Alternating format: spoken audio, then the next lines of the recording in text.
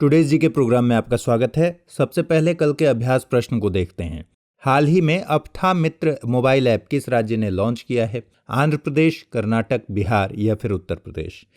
कर्नाटक के मुख्यमंत्री ने हाल ही में अप्था मित्र मोबाइल ऐप और हेल्पलाइन नंबर की लॉन्चिंग की है।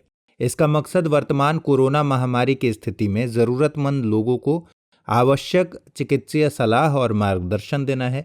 यदि किसी भी व्यक्ति को कोरोना वायरस के लक्षण दिखाई देते हैं तो वह हेल्पलाइन नंबर 14410 पर कॉल करके एक्सपर्ट डॉक्टर्स की टीम से परामर्श ले सकता है। यह सिस्टम स्वास्थ्य और परिवार कल्याण विभाग और राज्य आपदा प्रबंधन प्राधिकरण के अधीन काम करेगा।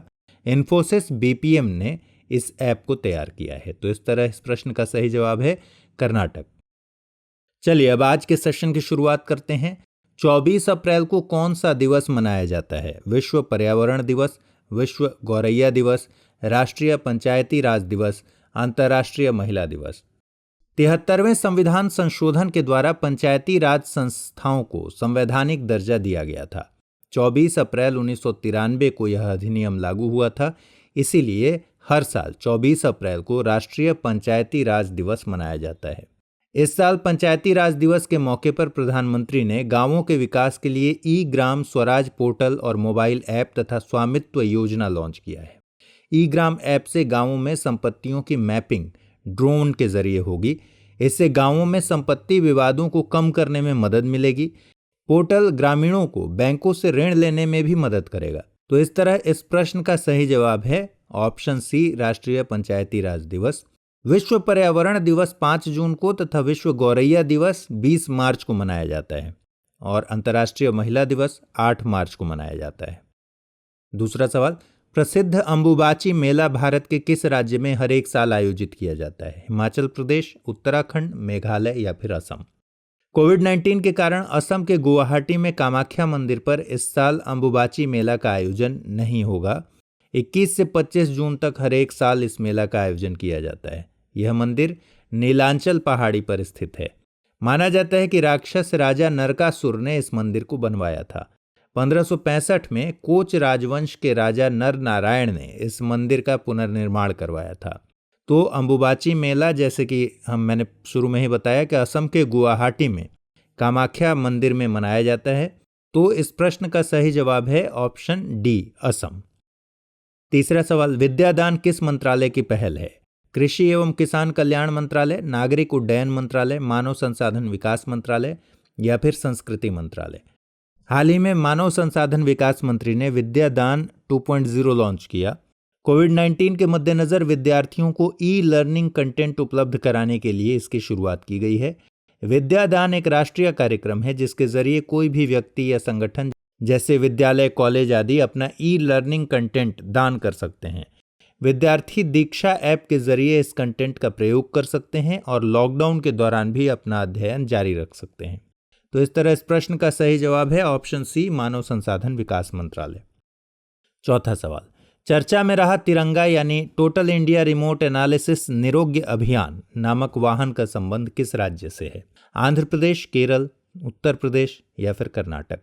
हाल ही में केरल के पथानामथिट्टा के जिला प्रशासन द्वारा तिरंगा यानी टोटल इंडिया रिमोट एनालिसिस निरोग्य अभियान नामक एक वाहन लॉन्च किया गया। यह वाहन कोविड-19 के लक्षणों की रैपिड स्क्रीनिंग करने में सक्षम है। इसमें थर्मल स्कैनिंग की भी सुविधा है। इसके जरिए संदिग्ध के संपर्क में आए बिना ही उसके गले से स्वैब कलेक्ट कर लिया जाएगा, जिससे स्वास्थ्यकर्मियों को संक्रमण होने की संभावना कम रहेगी।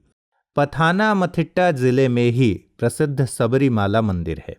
तो इस तरह इस प्रश्न का सही जवाब है ऑप्शन बी, केरल।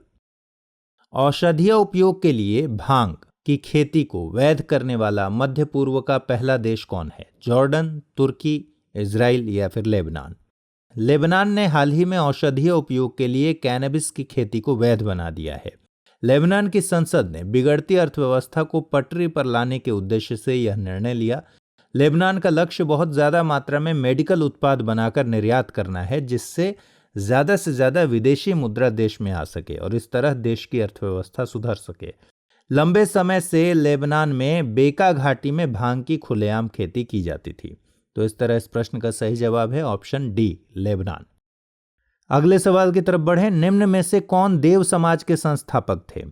शिव नारायण अग्निहोत्री, ज्योतिबा फुले, केशव चंद्र सेन या फिर टीएम नायर? शिवनारायण अग्निहोत्री ने लाहौर में 1887 में देव समाज की स्थापना की थी। वे पहले ब्रह्म समाज के अनुयायी थे। इस समाज का मुख्य उद्देश्य आत्मा की शुद्धि, गुरु की श्रेष्ठता की स्थापना और अच्छे मानवीय कार्य करना था। इस समाज की शिक्षाओं को देव शास्त्र नामक पुस्तक में संकलित किया गया। ज्योतिबा फुले ने सत्यशोधक समाज की स्थापना की थी। केशव चंद्र सेन का संबंध ब्रह्म समाज, भारतीय ब्रह्म समाज और साधारण ब्रह्म समाज से रहा, जबकि टीएम नायर का संबंध जस्टिस आंदोलन से है, जिसकी शुरुआत उन्होंने सीएन मुदलियार और पी त्यागराज के साथ मिलकर मद्रास में की थी। तो इस तरह इस प्रश्न का सही जवाब है ऑप्शन ए, शिवनारायण अग्निहोत्री। निम्नलिखित कथनों पर विचार कीजिए। आर्य समाज ने शिक्षा के विकास में महत्वपूर्ण योगदान दिया था। रामकृष्ण मिशन की स्थापना स्वामी विवेकानंद ने की थी। ब्रह्म समाज एकेश्वरवाद का समर्थन करता था। उपर्युक्त में से कौन सा या से कथन सत्य है या है? केवल एक और दो, केवल 2 और 3, उपर्युक्त सभी। आर्य समाज की स्थापना दयानंद सरस्वती ने 1875 में की थी। आर्य समाज के अनुयायियों ने शिक्षा के प्रसार में महत्वपूर्ण योगदान दिया था। आर्य समाज से जुड़े महात्मा हंसराज ने 1886 में लाहौर में ओरिएंटल एंग्लो वैदिक कॉलेज की स्थापना की, जबकि स्वामी श्रद्धानंद ने 1901 में हरिद्वार में गुरुकुल कांगड़ी विश्वविद्यालय की स्थापना की। रामकृष्ण मिशन की स्थापना स्वामी विवेकानंद ने 1897 में की थी। ब्रह्म समाज की स्थापना राजा राम मोहन राय ने 1828 में किया था। ब्रह्म समाज एकेश्वरवाद में विश्वास रखता था। इस तरह इस प्रश्न का सही जवाब है ऑप्शन डी, उपर्युक्त सभी। निम्नलिखित युग्मों में से कौन सुमेलित नहीं है? Ramakrishna mission, Ramakrishna Paramhansa, theosophical society, MS Olcott, Arya Samaj, Dayanand Saraswati, आत्मसम्मान आंदोलन, बालिजा नायडू। थियोसॉफिकल सोसाइटी की स्थापना मैडम एच.पी. ब्लावेट्स्की और कर्नल एमएस अलकाट ने 1875 में अमेरिका में की थी। ये दोनों भारतीय विचारों एवं भारतीय संस्कृति से गहरे प्रभावित थे। 1882 में इस सोसाइटी का मुख्यालय मद्रास में खोला गया। कर्नल अलकाट की मृत्यु के बाद एनी बेसेंट इसकी अध्यक्ष चुनी गई। अपने उद्देश्यों की प्राप्ति के लिए एनी बेसेंट ने बनारस में सेंट्रल हिंदू स्कूल की स्थापना की। आत्मसम्मान आंदोलन की शुरुआत बालिजा नायडू और ई.वी. रामास्वामी नायकर ने 1920 के दशक में की थी। इस आंदोलन में ब्राह्मणों की सर्वोच्चता को चुनौती दी गई। रामकृष्ण मिशन की स्थापना रामकृष्ण परमहंस ने नहीं, बल्कि उनके शिष्य स्वामी विवेकानंद ने की थी, और आर्य समाज की स्थापना दयानंद सरस्वती ने की थी। तो इस तरह थियोसॉफिकल सोसाइटी एमएस अलकाट बिल्कुल सही है, आर्य समाज दयानंद सरस्वती सही है, आत्मसम्मान आंदोलन बालिजा नायडू सही है। तो ऑप्शन ए सुमेलित नहीं है, रामकृष्ण मिशन, रामकृष्ण परमहंस यह सुमेलित नहीं है। किसके प्रयासों के परिणाम स्वरूप एज ऑफ कंसेंट एक्ट 1891 पारित हुआ? शिवदयाल साहब, बी.एम. मालाबारी, शिवनारायण अग्निहोत्री, राधाकांत देव। बी.एम. मालाबारी के प्रयासों के परिणाम स्वरूप एज ऑफ कंसेंट एक्ट 1891 पारित हुआ था, जो महिलाओं की सहमति की आयु विनियमित करता है। मालाबारी एक पारसी धर्म सुधारक थे। बहराम एम मालाबारी ने दीवान दयाराम गिडुमल के साथ मिलकर 1908 में सेवा सदन की स्थापना की थी। मालाबारी ने बाल विवाह के विरुद्ध तथा विधवा पुनर्विवाह के पक्ष में भी आवाज उठाई थी। शिवदयाल साहब राधास्वामी आंदोलन के प्रवर्तक थे। शिवदयाल आगरा के एक बैंकर थे। इन्हें तुलसीराम के नाम से भी जाना जाता है। तो इस तरह इस प्रश्न का सही जवाब है ऑप्शन बी, बी.एम. मालाबारी। 10वां सवाल, निम्न में से किसे लोकहितवादी के नाम से जाना जाता है? बाल शास्त्री जाम्बेकर, गोपाल हरि देशमुख, गोपाल गणेश अगरकर या फिर राजा राममोहन राय? गोपाल हरि देशमुख को लोकहितवादी के नाम से जाना जाता है। वे महाराष्ट्र के एक समाज सुधारक और तर्कवादी थे। देशमुख पेशे से न्यायाधीश थे, लेकिन सामाजिक सुधारों के मुद्दे पर लोकहितवादी के नाम से एक साप्ताहिक पत्रिका लिखते थे। उन्होंने हितेचू नामक साप्ताहिक पत्रिका भी शुरू की थी। बाल शास्त्री जाम्बेकर को मराठी पत्रकारिता के पिता के रूप में जाना जाता है। उन्होंने 1832 में साप्ताहिक पत्र दर्पण तथा 1840 में दिग्दर्शन नामक पत्र का प्रकाशन प्रारंभ किया था। गोपाल गणेश अगरकर महाराष्ट्र के शिक्षाविद और सामाजिक सुधारक थे। वे तिलक द्वारा शुरू किए गए जर्नल केसरी के प्रथम संपादक भी थे। राजा राम मोहन राय को आधुनिक भारत का निर्माता या भारतीय पुनर्जागरण का जनक कहा जाता है।